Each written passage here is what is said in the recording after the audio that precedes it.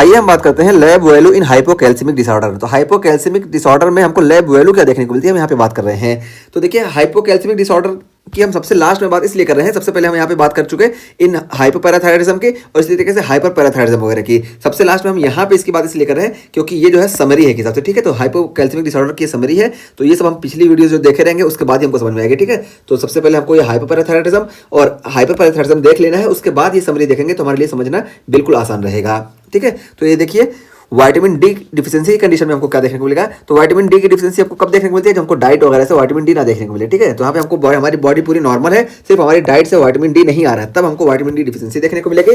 और जब vitamin D की डिफिशियंसी होगी तो क्या होगा कि देखिए कैल्शियम का सीरम का कैल्शियम जो होगा ये कम हो जाएगा। सीरम का कैल्शियम कम क्यों होगा ना, देखिए कम या नॉर्मल, क्योंकि यहाँ से देखिए इंटेस्टाइन से हमारे कैल्शियम एब्जॉर्ब नहीं होगा क्योंकि विटामिन डी के प्रेजेंस में होता है। और नॉर्मल इसलिए रहेगा क्योंकि जब विटामिन डी कम होगा ना तो देखिए विटामिन डी कम होना जो है ये पैराथायराइड ग्लैंड को स्टिमुलेट करता है, और जब पैराथायराइड ग्लैंड स्टिमुलेट होगी तो पैराथायराइड हार्मोन का सिक्रेशन बढ़ जाएगा, और पैराथायराइड हार्मोन क्या करता है, बोन का रिजॉर्प्शन करा देता है। इस वजह से सीरम में कैल्शियम को नॉर्मल करना चाहेगा। इस वजह से विटामिन डी की डिफिशियंसी की कंडीशन में ना शुरू में हमको नॉर्मल देखने को मिलता है सीरम कैल्शियम, ठीक है। फिर बाद में जाके कहीं हमको कुछ कम देखने को मिलता है। और फॉस्फेट की बात करें तो देखिए सीरम फॉस्फेट हमको ये कम देखने को मिलेगा। और कम क्यों देखने को मिलेगा, क्योंकि यहाँ पे देखिए नेगेटिव फीडबैक ना जाने की वजह से पीटीएच ज्यादा सीक्रेट होगा और ज्यादा से ज्यादा हमारे किडनी के थ्रू फॉस्फेट का लॉस देखने को मिलेगा। इस वजह से हमको सीरम का ये जो है ये कम भी देखने को मिल सकता है और नॉर्मल इसलिए देखने को मिलेगा क्योंकि ये पैराथायराइड हार्मोन जो यहाँ से है वही सेम मैकेनिज्म कि बोन का रिजॉर्प्शन कराएगा। इस वजह से बोन से जो है हमको ज्यादा से ज्यादा फॉस्फेट सीरम में आता दिखाई देगा, इस वजह से नॉर्मल या कम दिखाई देगा। तो इसका इतना सिग्निफिकेंस नहीं है, सिग्निफिकेंस यहाँ पे पैराथायराइड हार्मोन का है। तो देखिए पैराथायराइड हार्मोन सबको ज्यादा देखने को मिलेगा क्योंकि ये नेगेटिव फीडबैक नहीं देगा, इस वजह से पैराथायराइड हार्मोन ज्यादा होगा। और एलपी ज्यादा होगा, एलपी ज्यादा क्यों होगा, क्योंकि पैराथायराइड हार्मोन आके बोन का रिजॉर्प्शन कराएगा, तो एलपी हमको ज्यादा देखने को मिलेगा। और देखिए प्रीकर्सर ऑफ विटामिन डी जिसको हम 25 हाइड्रोक्सीकोलिकैल्सिफेरॉल बोलते हैं, ये 25 हाइड्रोक्सीकोलिकैल्सिफेरॉल हमको कम देखने को मिलेगा क्योंकि हमारी डाइट से ही जो है इसकी कमी देखने को मिली है, ठीक है। डाइट से या लीवर में हमारे प्रॉब्लम है, तो इस वजह से ये प्रीकर्सर ही इसका कम हो गया।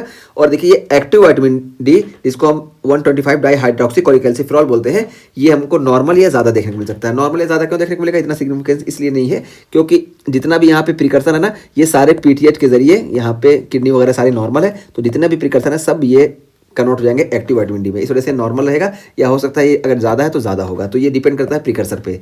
तो इस वजह से यहाँ पे इसका बहुत ज़्यादा रोल नहीं है, इसका बहुत ज़्यादा रोल है, बहुत ज़्यादा रोल इसका नहीं है। सिर्फ ये है कि पैराथायराइड बढ़ जाएगा और एएलपी बढ़ जाएंगे, ये दोनों हमको याद रखना है, ये दोनों बहुत सिग्निफिकेंट हैं।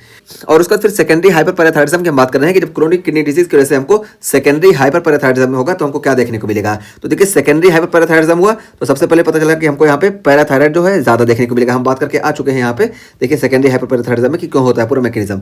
तो मैकेनिज्म यहाँ पे है, अभी हम इस पर बता देते हैं पूरा। तो देखिए यहाँ पे हमारा ये ज़्यादा हो गया पैराथायराइड हार्मोन, और जब पैराथायराइड हार्मोन ज़्यादा होगा तो इस वजह से देखिए ये जो है ज़्यादा से ज़्यादा बोन का रिजॉर्प्शन करेगा, और ज़्यादा से ज़्यादा बोन का रिजॉर्प्शन होगा तो इस वजह से हमको एएलपी भी ज़्यादा देखने को मिलेगा।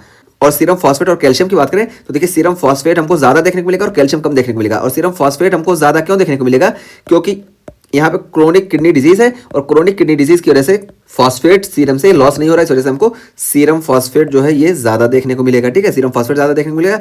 और कैल्शियम कम क्यों देखने को मिलेगा, तो देखिए क्रोनिक किडनी डिजीज की वजह से विटामिन डी की सिंथेसिस नहीं होगी, और जब विटामिन डी की सिंथेसिस नहीं होगी तो जीआईटी से इसका एब्जॉर्प्शन कैल्शियम का कम हो जाएगा। इसी तरीके से ये ट्यूब्यूल्स में जो कैल्शियम जा रहे थे ना, इनका रीअब्जॉर्प्शन यहाँ से ट्यूब्यूल से नहीं हो पाएगा, इस वजह से सीरम में हमको कैल्शियम कम देखने को मिलेगा। तो ये सीरम में कैल्शियम कम क्यों देखने को मिलेगा सीकेडी की कंडीशन में, ये हम बता दिए। और एक्टिव विटामिन डी देखिए हम बताए ना कि एक्टिव विटामिन डी जो होगी ये यहाँ पे कम होगी, अभी हम वही बताएं कि क्रोनिक किडनी डिजीज की वजह से ये किडनी प्रॉपर काम नहीं कर पाएगी, तो अल्फा 1 हाइड्रोक्सिलेज वर्क नहीं करेंगे, इस वजह से विटामिन डी कम हो जाएगा। अब उसके बाद फिर हम बात करते हैं हाइपोपैराथायरिडिज्म। तो देखिए हाइपोपैराथायरिडिज्म में क्या होगा कि पैराथायराइड हार्मोन आ ही नहीं रहा है, और जब पैराथायराइड हार्मोन नहीं आएगा तो कैल्शियम का एब्जॉर्प्शन नहीं होगा, तो कैल्शियम का एब्जॉर्प्शन नहीं होगा, इस वजह से हमको कैल्शियम कम देखने को मिलेगा। और देखिए फॉस्फेट किडनी से लॉस होता है पैराथायराइड के प्रेजेंस में, और जब पैराथायराइड नहीं प्रेजेंट होगा तो किडनी से फॉस्फेट लॉस नहीं होगा, इस वजह से सीरम में हमको फॉस्फेट ज़्यादा देखने को मिलेगा, यानी हाइपरफॉस्फेटेमिया देखने को मिला। और पीटीएच देखिए यहाँ पे कम रहेगा ही क्योंकि ये हाइपोपैराथायरिज्म की कंडीशन है।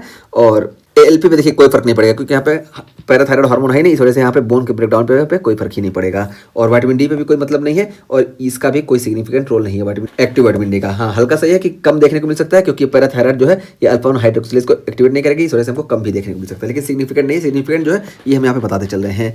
और फिर सूडो हाइपोपैराथायराइडिज्म में हम बात करें तो देखिए सूडो हाइपोपैराथायराइडिज्म में क्या बात कर आ चुके हैं कि पैराथायराइड हार्मोन प्रेजेंस होगा लेकिन वर्क नहीं कर पाएगा अपने रिसेप्टर पे। तो जब वर्क नहीं कर पाएगा तो वही हाइपोपैराथायराइडिज्म वाली कंडीशन देखने को मिलेगी, यानी सीरम का कैल्शियम कम हो जाएगा, यहाँ से ज़्यादा लॉस हो जाएगा।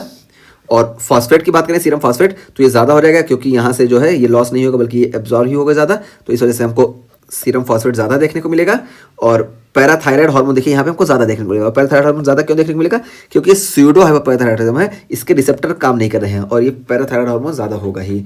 और एएलपी भी हमको ज़्यादा देखने को मिलेगा। क्यों ज़्यादा देखने को मिलेगा? क्योंकि ये हाइपोपैराथायराइडिज्म वाली कंडीशन है, तो बोन पे आके ये बोन को ज़्यादा से ज़्यादा डिग्रेड करेगी, इस वजह से हमको एएलपी ज़्यादा देखने को मिलेगा। और विटामिन डी पे हमको बहुत ज़्यादा रोल नहीं देखने को मिलेगा, तो विटामिन डी हमारा यहाँ पे इतना सिग्निफिकेंट नहीं है।